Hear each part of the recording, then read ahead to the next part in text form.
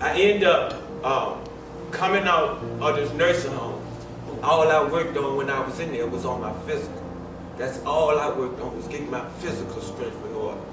So when I came home and I got my place, I went back into the same environment where I had got shot at. I went back and I got involved with the same people that was still there when I had got shot. Nothing else had changed but me physically. And I wanted to show them. I wanted to be like, yeah, you doubted me. You called me crippled at one time, but I'm here to show all y'all that I got this. And that's what I did. I got right back into the same lifestyle. I accumulated a few things, material things. And in doing that, I also I accumulated an indictment, a federal indictment. I'm locked up. Don't know what my future holds.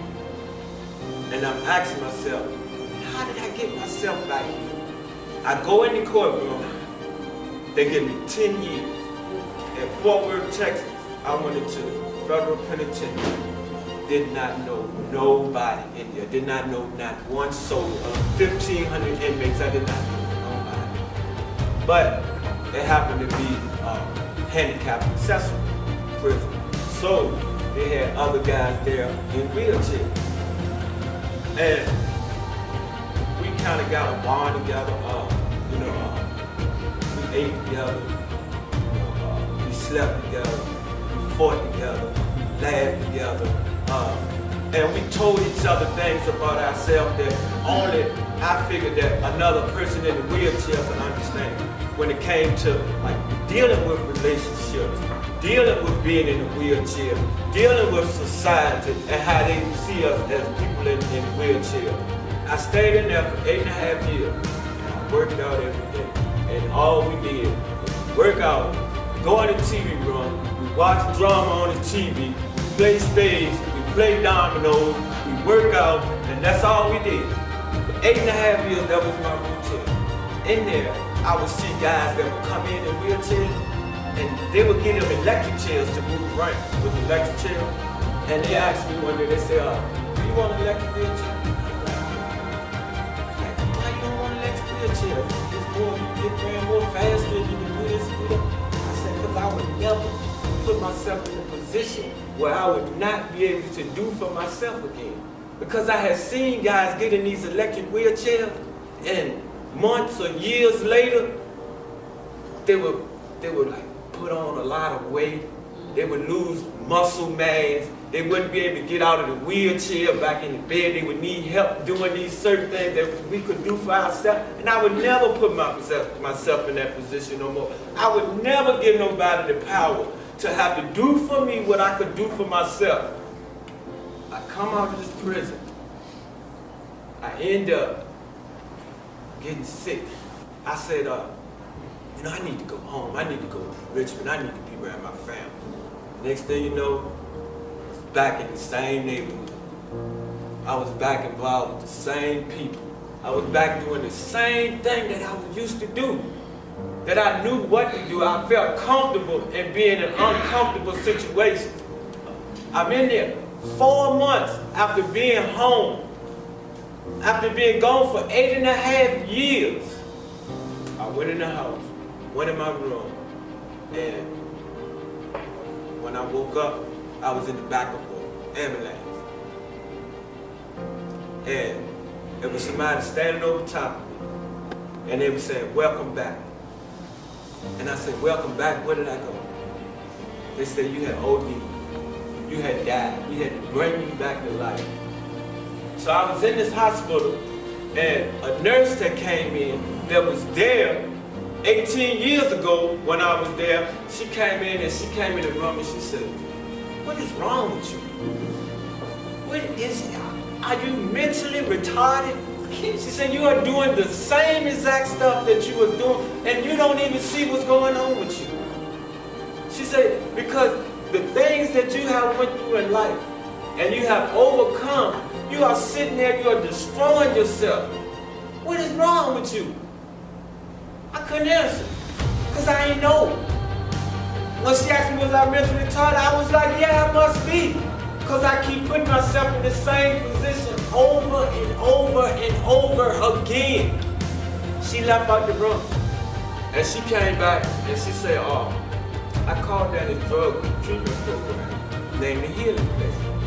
And if you want to go, they got a spot open for you.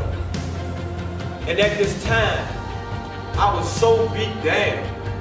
And I was willing to do anything at this time. At this point, I was willing. I said, okay, if that's what you want to do, that's what we're going to do.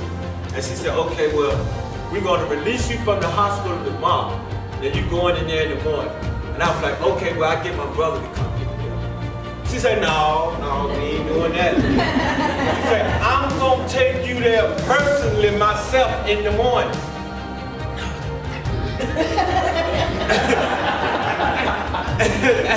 And I was like, okay, all right, we'll do that, no problem. I'm in the Healing Place for about a month. I leave out my class, I go in the room, there's this little room, I go in the room, and it's 2 federal marshals standing. They're like, we got orders to lock you up. I'm like, lock me up? But I'm in a drug treatment program, I'm trying to better myself. They're like, well, the judge issued a warrant for your arrest. I go, I'm sitting in this jail, and I'm like, man, how the hell I keep getting in these positions? How do I keep putting myself in here? So I end up going to court. The judge, he say, Mr. Robinson, since 1992, at either federal probation or state parole, you have never successfully completed it. And I'm tired of this. I'm not going to go through this with you. We're not going to go through this with you. I'm going to sentence you to a year and a day. And I'm going to take you off papers. You don't have to report to nobody when you come home. You know, you're a free man as far as freedom can be at that point. You do what you want to do. When we're done. They sent me to Lexington, Kentucky. And I'm sitting there, I'm like, man, how do I keep getting myself in this position? How do I keep winding up like this? And there was a book in one of these sales. I get the book, I started reading the book. It was by Michelle Alexander. It's called The New Jim Crow Era. I'm reading this book, and it was a quote in there by Martin Luther King. And the quote said that the two detrimental things that hinders a person's growth and development, and that is the reoccurrence of dumbass thoughts and stupid ass ideas. He said everybody has dumbass thoughts and stupid ass ideas, but it's the reoccurrence of dumbass thoughts and stupid ass ideas that we turn into our dumbass thoughts and stupid ass truths. And when we take these dumbass thoughts and stupid ass ideas as to be our truth, we turn them into dumbass thoughts and stupid ass actions. And I was like, wow, that's it. My thinking messed up. I know it. My thinking was messed up. I need to rethink some things. I need to rewire how I think. Because everything that I thought up to that point led me right back to the situation that I was in. And I did not want to come back to that. I did not never want to be locked up again. So what I started to do, I started to discipline how I thought. And when it was time to wake up at 5:30 in the morning, I was up at 3 o'clock in the morning. I was reading. I would get my flashlight, and because the lights didn't come on at 5:30, 6 o'clock, so I would get my flashlight and I would read, and I would read spiritual things, I would read inspirational things, I would go to the library, I would look on the screen at the TV and get some inspiration through that. I would put my headphones on, I would read, I would listen to inspiration and spiritual CDs. I wouldn't go in the game room no more. I wouldn't watch them TV, watch all that drama on TV unfold. I wouldn't go in and I wouldn't play spades all day or slam dominoes all day. I wouldn't do that. I worked out in the morning because I knew I had to keep my upper body, because I had to use my arms as my legs now. So I would go in and I would work out and I would come back and I would do what I had to do. I would eat. And then one day, I was laying in my bed and I said, I got 3 months before I go home. And I was afraid. For the first time I was afraid because I did not want to go back to what I came to. So I went into the counselor's office and I sat in there. I said, man, can I talk to you for a minute? And he was like, sure.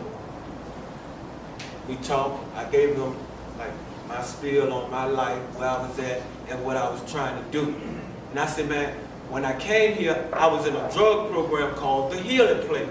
And I would like to see if I would be able to go back there when I was released from here. And he was asking, did I have the phone number? And I was like, yeah. So he put me on the speakerphone, and we called the Healing Place. And I told him the date that I was going to be released. And the man that run the Healing Place, he said, the day that you come home, you come right in here. I'll make sure we have a bed available for you. And I was like, okay. And when I was ready to leave out my counselor's office, he looked at me. He said, man, I've been doing this job for 15 years.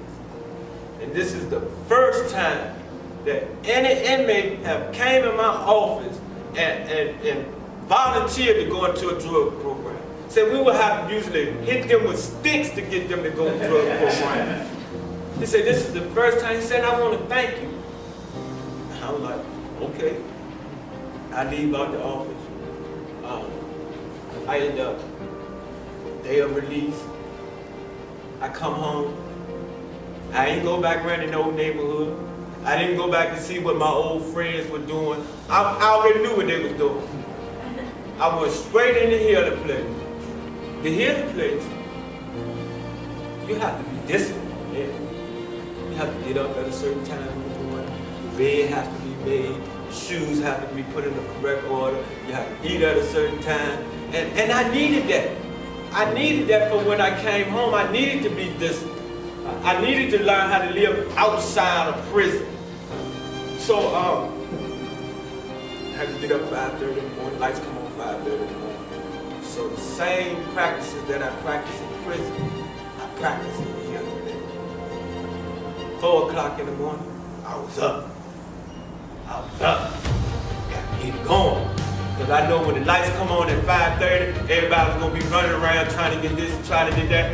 I was already ready. My books was ready. I was ready to go to class. Whatever the day may bring on, I was ready. I said, I'm not going to get in a relationship with a female for 1 year. I'm going to practice on me. This is an internal job. So everything that I do, I'm going to have to practice on the inside. Nothing materialistic, nothing worldwide. It's all about me. For this 9 months that I'm in here, I'm going to practice solely on me. And that's what I did. I didn't get in a physical relationship for a year. I didn't. And then at a certain time, right, you move up, and you get more privileges. So we could come out on the weekend. One day I had a dumb-ass thought and a stupid-ass idea to go back around my own way. I go around there, and I'm sitting there, right? Nothing's changed, nobody's changed, and the conversations hadn't changed, the people hadn't changed, and I'm sitting there, why the hell am I here? What am I doing here? This is what I'm trying to do. So I leave. I get back and I said, man, that's the dumbest idea you had in a long time. Words are powerful. What we tell ourselves and what other people tell us, right, they are very powerful. So Muhammad Ali, he has a saying that say that, you know, when I first told myself that I was great, he said, I ain't believe it. He said, but I knew if I kept telling myself that I was great, that eventually I would believe that I'm great. And once I start to believe I'm great, I will have the whole world believing that I'm great.